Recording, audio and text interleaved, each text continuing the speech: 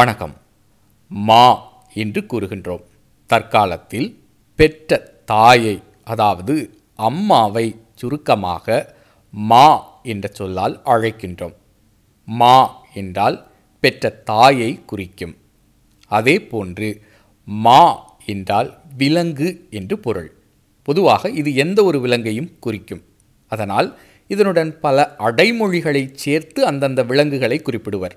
இப்போ எடுத்துக்காட்டுக்கு கலி மா அப்படின்னா குதிரையை குறிக்கும். கைம் மா அப்படின்னா யானையை குறிக்கும். இவ்வாறு அடைமொழி சேர்த்து இந்த மாவை குறிப்பிடுவர் பல விலங்குகளை குறிப்பிடுவதற்கு. அந்த வரிசையில் தான் கவரி மா என்று ஒரு விலங்கு இருக்கிறது. கவரி அப்படின்னா அடர்த்தியான முடியை குறிக்கும். கவரி மா அப்படின்னா உடல் முழுவதும் அடர்த்தியான முடியை கொண்ட ஒரு விலங்கு அப்படின்னு நாம் சொல்லலாம். இதை கூறியதும் நமக்கு ஒரு திருக்குறள் நினைவுக்கு வரும். மயிர் நீப்பின் உயிர் வாழா கவரி மா அன்னார் உயிர் நீப்பர் மானம் வரின். இந்த இடத்துல கவரி மா என்பது மான் அல்ல, உடல் முழுவதும் அடர்த்தியான முடியை கொண்ட ஒரு விலங்கு. இப்போ இந்த கவரி என்றதுமே எனக்கு 18 ஒரு தொடர் நினைவுக்கு வருகிறது. கவரி முச்சி கார் விரி கூந்தல். அதாவது பழங்காலத்தில் முடி குறைவாக இருந்த பெண்கள் இந்த கவரி முடியை கலந்து தங்களுடைய கூந்தலை சூடிக்கொண்ட செய்தி இடம்பெற்றிருக்கிறது. கவரி முச்சி கார் விரி கூந்தல். இந்த கவரி என்பது சவரி என்றாகி சௌரி என்று ஆகிறது. இன்று நாம் கூறுகின்றோம் அல்லவா, சௌரி முடி என்பது இந்த கவரியின் முடி. இந்த கவரி என்கின்ற இந்த விலங்கானது இமயமலையில் வாழக்கூடிய ஒரு விலங்கு. இமயமலை என்றதும் நமக்குள் ஒரு ஐயம் எழலாம். பழங்காலத்தில் தமிழ்நாட்டில் இருந்தவர் எப்படி இமயமலையை குறித்து அறிந்திருக்க முடியும் என்று. இமயமலையின் அடிவாரத்தில் இருந்தவரை காட்டிலும் பழங்காலத்தில் தமிழர் இமயமலையை குறித்து நுட்பமாக அறிந்திருக்கின்றார்கள். அதை தங்களது பாடல்களிலும் பதிவு செய்து வைத்திருக்கின்றார்கள். சான்றுக்கு 2 தொடர்களை உங்களோடு பகிர்ந்து கொள்கின்றேன். வடதிசை அதுவே வான் தோய் இமயம். வடக்கு திசையில் இமயமலை இருக்கிறது. அது எப்படி இருக்கிறது தெரியுமா? வான் தோய் இமயம். வானம் அதாவது மேகமூட்டம் எப்பொழுதும் அதன் மீது படிந்து கிடக்கும், தோய்ந்து கிடக்கும் என்று குறிப்பிடுகிறது. ஒரு அழகான தொடர், வான் தோய் இமயம். மற்றொரு தொடரை பாருங்க, பனிப்படு நெடுவரை வடக்கும் என்று வருகிறது. பனிப்படு நெடுவரை வடக்கும். இது ஒரு ஆழமான தொடர். இந்த இமயமலை இயற்கையில் உயரமான உச்சிகளை கொண்டு அடுக்கி வைத்தாற்போல் இடைவெளி இல்லாமல் நெடுக்கமாக நெடுந்தொடர்களாக இருக்கிறது என்கிறது இது குறிக்கிறது. பனிப்படு நெடுவரை, நீண்டு கிடக்கக்கூடிய உயரமான சிகரங்களை உடைய இந்த மலையில் பனி உறைந்து கிடக்கிறது, படுத்து கிடக்கிறது என்று கூறுகிறது. ஒரு அழகான தொடர், பனிப்படு நெடுவரை வடக்கு.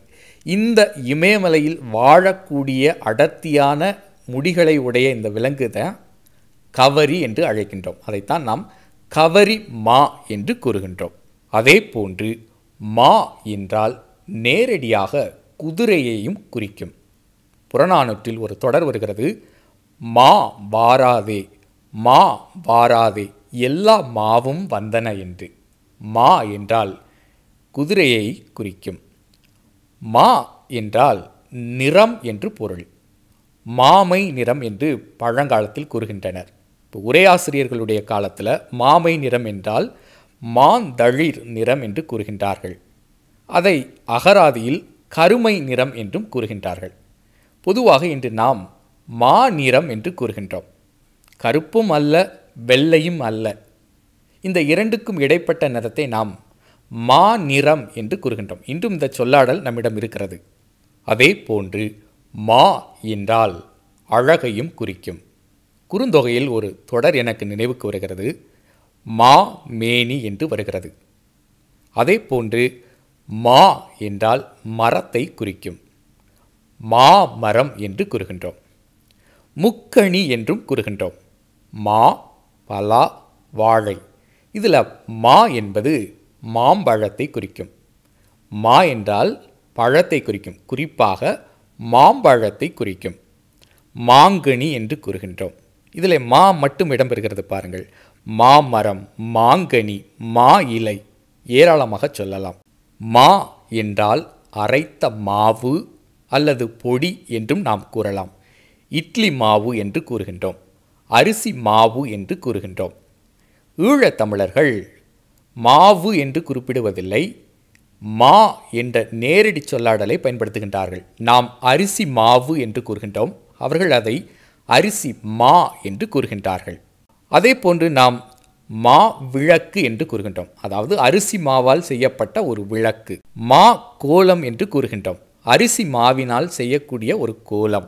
உப்பு மா என்று கூறுகின்றோம். இந்த மாவை வெந்நீரில் ஊற்றும் பொழுது உப்பி வருகிறது, அதனால் இதற்கு உப்பு மா என்று பொருள். மா என்றால் பொடியையும் குறிக்கும், அரைத்த மாவையும் குறிக்கும். மா என்றால் பெரிய என்ற பொருளும் உண்டு. மா மலை என்று கூறுகின்றோம், பெரிய மலை என்று பொருள். மா மழை என்றும் கூறுகின்றோம். மா நிலம் என்று கூறுகின்றோம், அதாவது ஸ்டேட் என்று ஆங்கிலத்தில் கூறுகின்றோம். மாவட்டம் என்று கூறுகின்றோம், டிஸ்ட்ரிக்டை குறிப்பதற்கு. மா நிலம் என்றால் பெரிய நிலப்பரப்பு என்று பொருள். எனக்கு இவற்றை கூறும்பொழுது ஒரு பாடல் ஒன்று நினைவுக்கு வருகிறது, திருவாசகம் என்று நினைக்கின்றேன். அந்த பாடலை திரைப்படத்திலும் பயன்படுத்தியிருக்கின்றார்கள். குனித்த புருவமும் கோவை செவ்வாயிர் குமிழ் சிரிப்பும் பனித்த சடையும் பவழம்போல் மேனியில் என்று வரும். அதனுடைய இறுதி வரிகள் இவ்வாறாக இருக்கும்: மனித்த பிறவியும் வேண்டுவதே இம்மாநிலத்தே என்று வருகிறோம். அதில் மாநிலம் என்ற சொல்லாடல் இடம்பெற்றிருக்கிறது. இது ஒரு திரைப்படத்திலும் இந்த பாடலை பயன்படுத்தியிருக்கின்றார்கள். மா என்றால் பெரிய என்ற பொருள். எனவே இவற்றை கூறும் பொழுது எனக்கு வடமொழியினுடைய சொல்லும் நினைவுக்கு வருகிறது. நாம் மா என்று கூறுகின்றோம், அவர்கள் மகா என்று கூறுகின்றார்கள். நாம் மா மன்னன் என்றால் அவர்கள் மகாராஜா என்பார்கள். நாம் மா நகர் என்போம், அவர்கள் மகா நகர் என்பார்கள். வடமொழி, அதாவது சமஸ்கிருதத்தில் மகா என்று கூறுவார்கள், அப்படின்னா பெரிய என்ற பொருளும் உண்டு. ஆக மா என்பதற்கு நிறைய பொருள்கள் உண்டு தமிழில். நான் இங்கே உங்களுக்கு தொகுத்து கொடுத்தவை சிலவைகள் தான். தமிழை எண்ணும் பொழுது வியப்பாக இருக்கிறது, மனதுக்கு உவப்பாகவும் இருக்கிறது. இந்த காணொளி உங்களுக்கு விருப்பமான காணொளி அப்படின்னா மற்றவர்களுக்கு பகிர்ந்து கொடுங்க. முதல் முறையாக என்னுடைய சேனலை பார்க்குறீங்க அப்படின்னா அப்படியே பிளேலிஸ்ட்டுக்கு போங்க. பல தலைப்பின் கீழ் பல காணொளிகளை வெளியிட்டிருக்கிறேன், அவற்றை கண்டு பயனடைமாறு அன்போடு கேட்டுக்கொள்கின்றேன். மீண்டும் சந்திப்போம். நன்றி.